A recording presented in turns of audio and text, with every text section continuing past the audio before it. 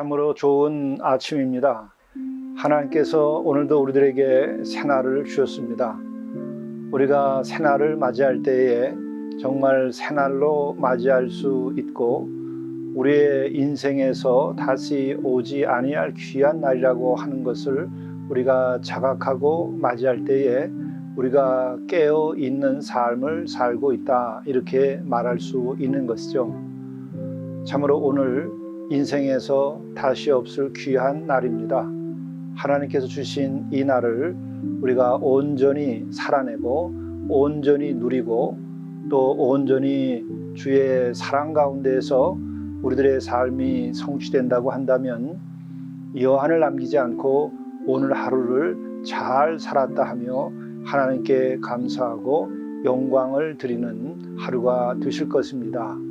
이 같은 하루를 위하여 영성 일기를 쓰는 것이고 오늘 아침 이렇게 우리가 함께 만나는 것입니다.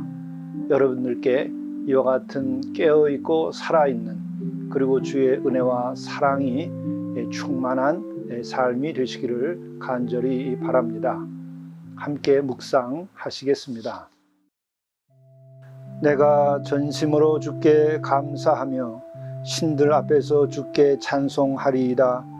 내가 주의 성전을 향하여 예배하며 주의 인자하심과 성실하심으로 말미암아 주의 이름에 감사하오리니 이는 주께서 주의 말씀을 주의 모든 이름보다 높게 하셨음이라. 자비로우신 하나님 아버지, 전심을 가질 수 있게 도와주시고 전심으로 오늘 하루 주께 감사하는 삶이 되게 하시고 또 전심으로 주께 찬송하는 기쁘고 즐겁고 거룩하고 아름다운 하루가 되게 인도하여 주옵소서. 또한 전심으로 주를 향하여 예배하는 자로서 우리가 순간순간을 살아갈 수 있도록 인도하여 주시고 오늘 하루의 삶이 끝날 때에 진정으로 주의 이름으로 주께 감사하는 하루가 되게 인도하여 주옵소서. 우리 구주 예수 그리스도의 이름으로 간절히 구하옵나이다. 아멘.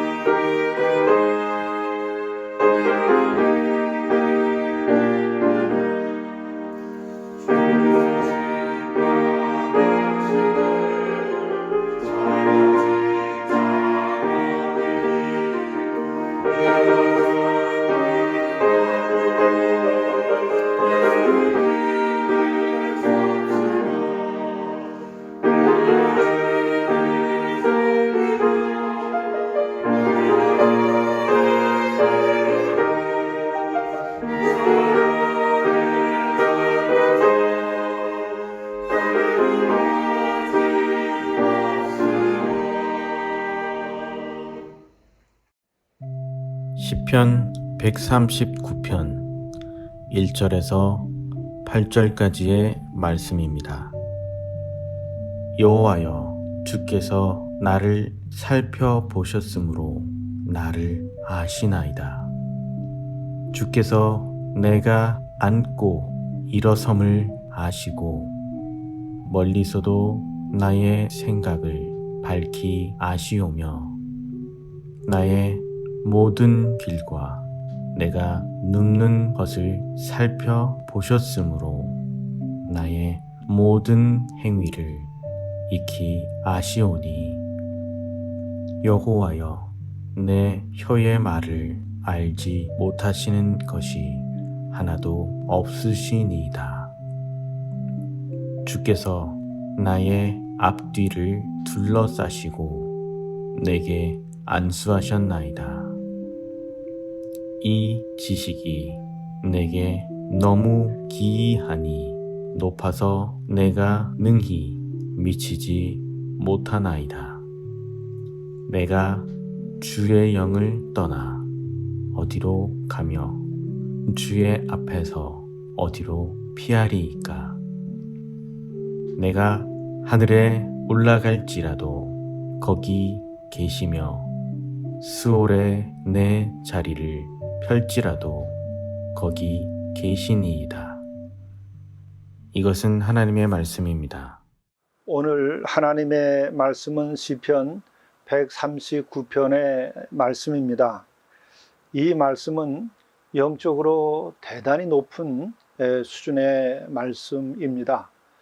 어떤 면에서는 영적 경험에 있어서 또 신앙의 성장 과정에서 마지막 단계에 관련된 말씀이라 이렇게 설명을 드릴 수 있겠습니다. 어제의 말씀은 전심으로 감사하고 전심으로 찬송하고 전심으로 예배하는 것에 관한 말씀을 드렸습니다. 그렇게 전심으로 하나님과의 관계를 맺은 이들은 어떻게 될 것인가에 대한 말씀이라고도 볼 수 있는 것입니다. 참으로 교회력에서 이렇게 말씀과 말씀을 연계시킨 것을 보면 참 굉장한 통찰을 가지고 영적인 눈으로 이 말씀을 이어가고 있다 하는 것을 또한 알 수 있습니다. 여호와께서 주께서 나를 살펴보셨으므로 나를 아시나이다.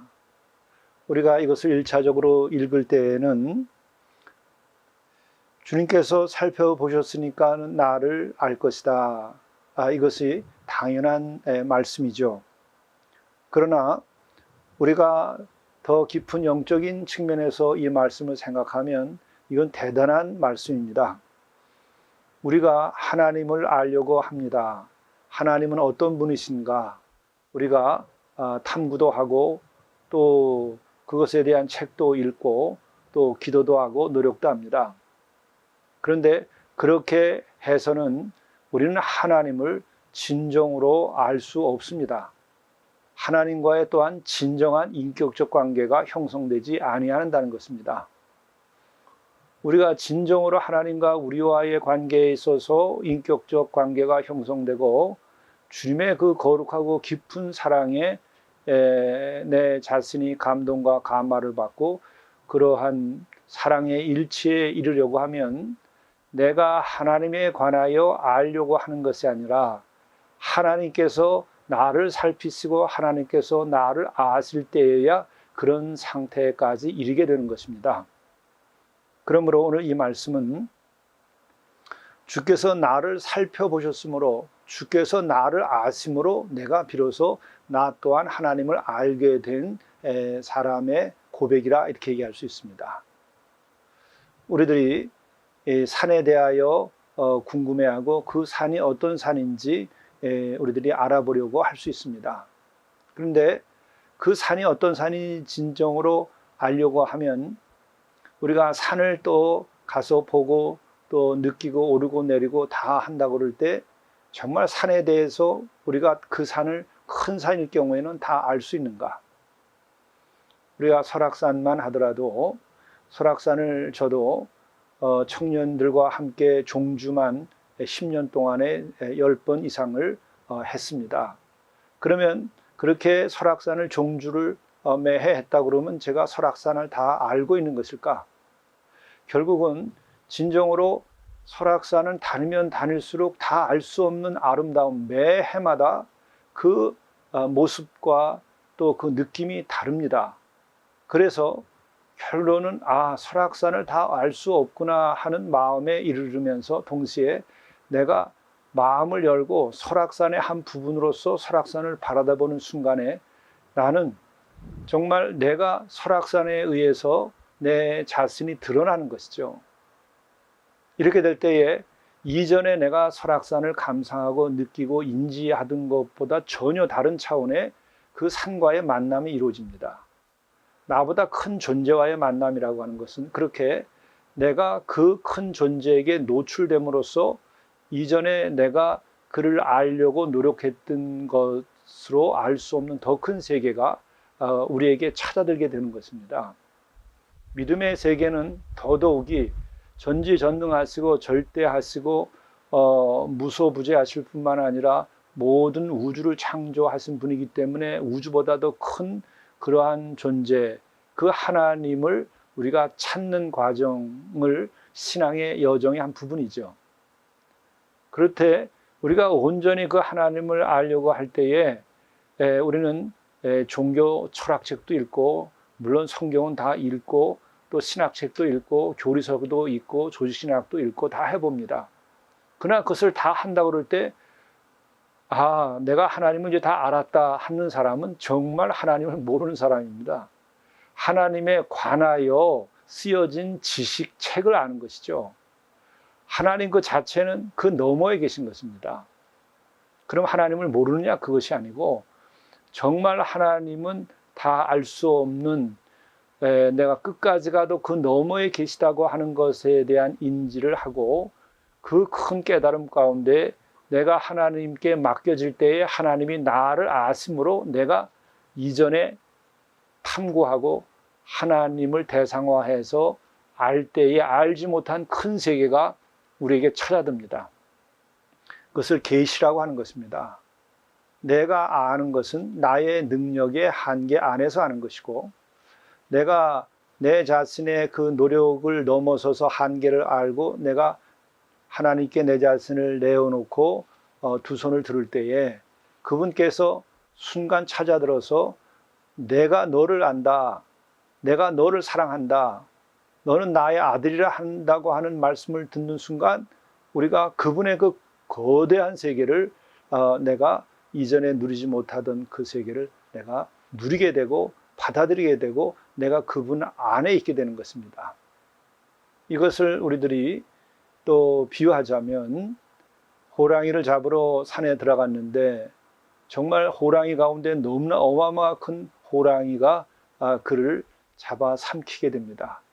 그 순간 내가 호랑이를 잡으러 갔다가 호랑이에게 먹힘으로써 호랑이의 실체를 경험하는 것입니다. 정말 이 호랑이는 나보다 크고 위대하다. 이 호랑이는 나의 힘으로 잡을 수 없는, 힘으로 겨룰 수 없는 존재다라는 것을 경험하죠. 그때 우리는 먹힘을 당하는 것입니다. 그때 내가 죽지만 그 죽음을 통하여 그 큰 존재의 힘을 경험하게 되는 것이죠. 그래서 우리가 하나님을 만나게 될 땐 내가 죽고 하나님이 나를 삼키셔서 이제는 내가 하나님 안에 있는 존재로서 나 자신을 경험하고 하나님을 경험하는 것이죠. 그래서 내가 주 안에 발견돼야 되는 거예요. 또 그렇게 될 때는 주께서 내 안에 계신 것을 경험하게 되는 것이죠.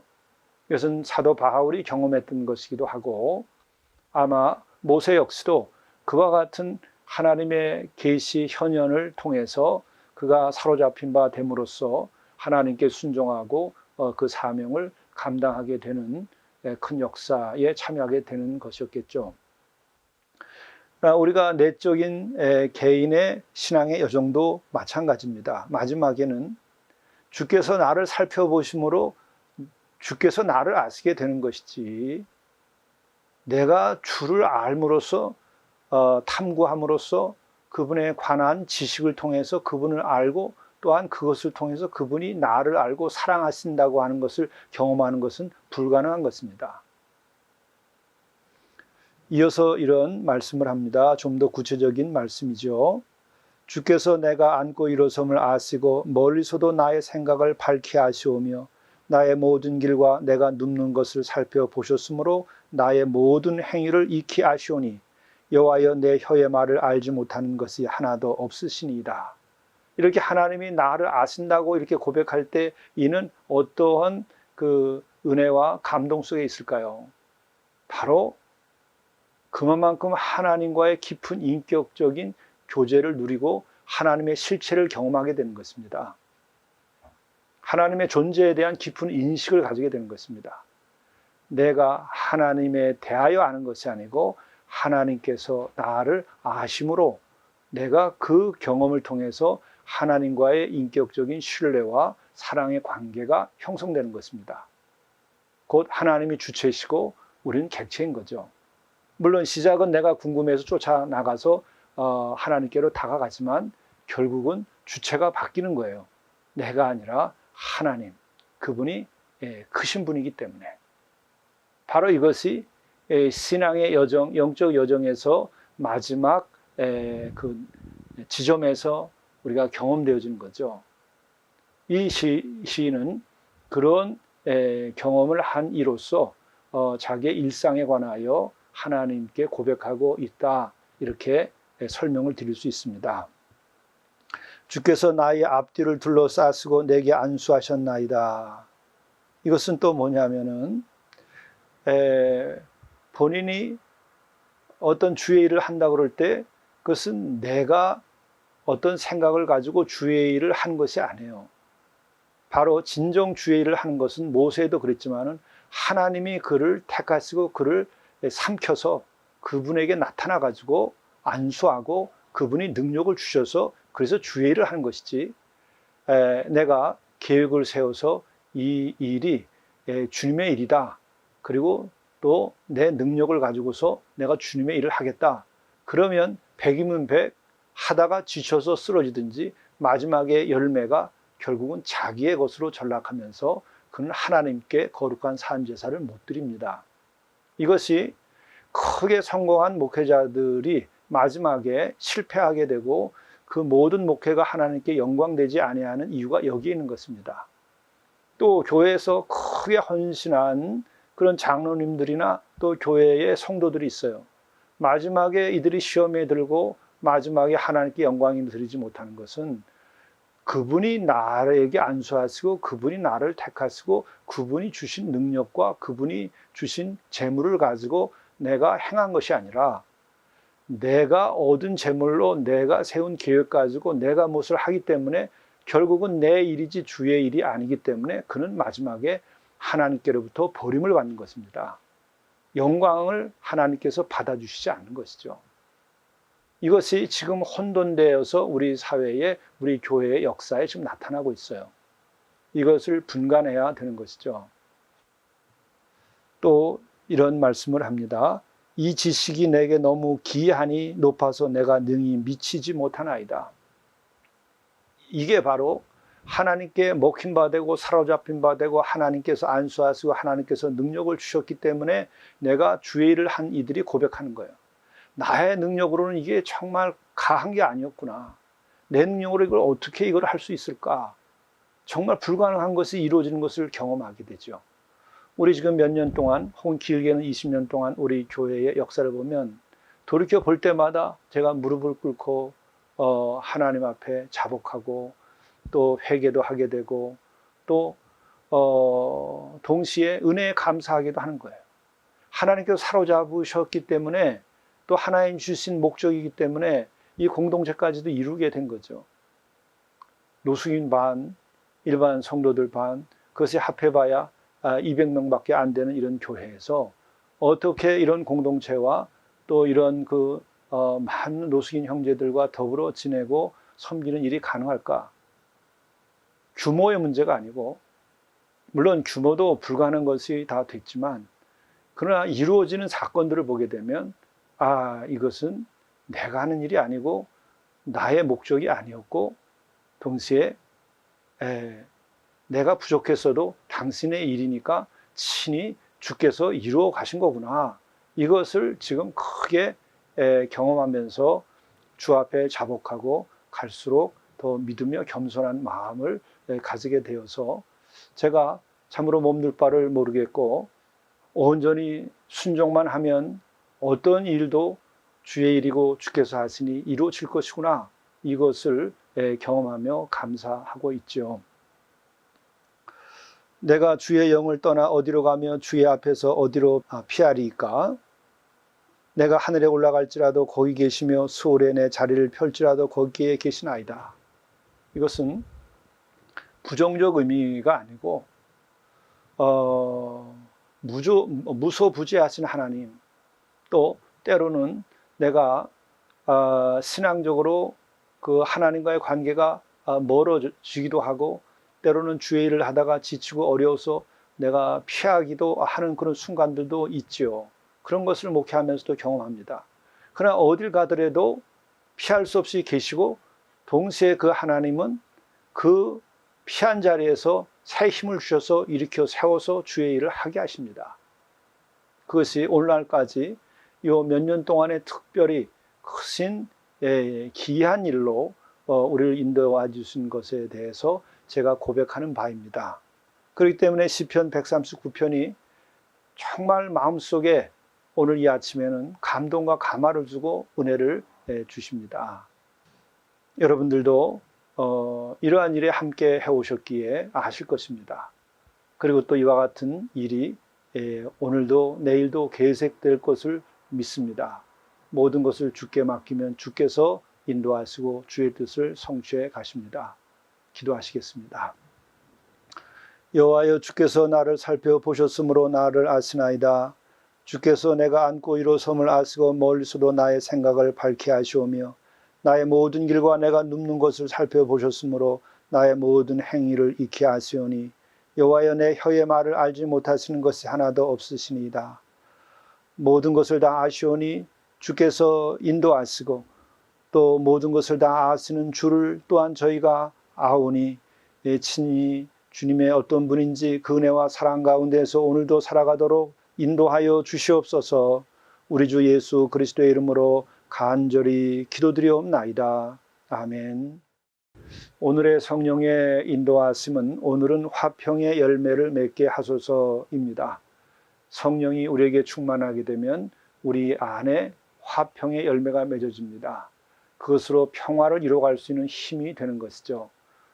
우선 우리에게 필요한 것은 영적인 힘, 그것으로부터 평화가 만들어지는 것입니다. 우리가 영적인 힘을 오늘 가지고 성령의 인도하심으로 화평케 하는 삶이 되기를 간절히 바랍니다. 감사합니다.